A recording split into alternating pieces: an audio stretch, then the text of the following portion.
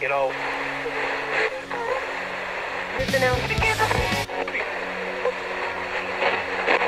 All the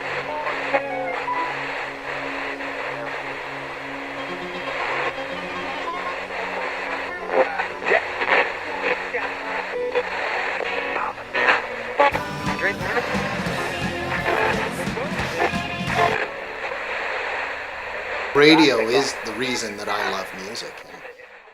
I remember when I think back to the very first time I ever had a favorite song, and I still remember vividly where I was at the time. And I probably would have been 5 or 6 years old.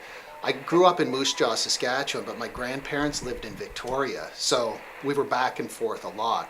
And I remember, like I said, 5, 6 years old, I was in the back seat of my parents' car in Victoria listening to CKDA, a Victoria radio station, and a song came on the radio, and it's the first time I ever remember being moved by a song. And I remember asking my parents, what song is this? What is this? And I guess the DJ must have talked at the end of the song because we found out what it was. And it's probably not a song that I would put on a mixtape now if I was to make one, but it was Three Dog Night, Black and White.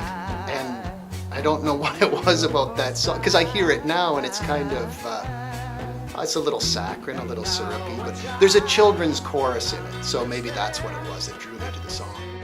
I was obviously I was a fan of music, I was a fan of radio, and it was kind of, like any teenager, once I got to that age, I wanted to be a rock star. Like, I had an electric guitar. I was horrible at it. To this very day, I still play guitar daily in my basement, and I've never gotten any good at it. I will never be in a band, but I had the rock star dream. But I think eventually I realized that will never happen, but I can be the guy that presents the music to the people.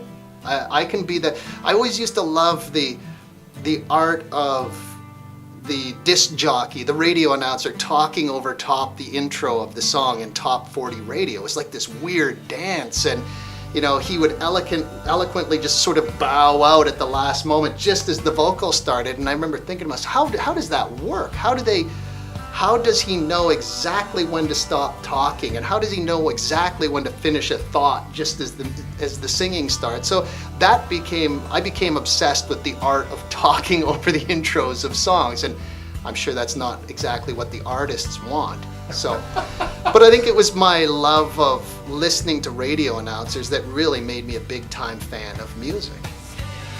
Yeah, when I first fell in love with radio, I was living in Moose Jaw at the time, and there was a behemoth of a radio station there called CHAB, and that's the radio station that made me want to work in radio. As a matter of fact, if CHAB would have hired me when I got out of broadcast, I would have never left Moose Jaw, but they wouldn't hire me. I couldn't get a job there. That was my dream from the time I was, grade 3 or whatever, however old I was when I really became passionate about radio. One day I'm going to work at CHAB. Never happened.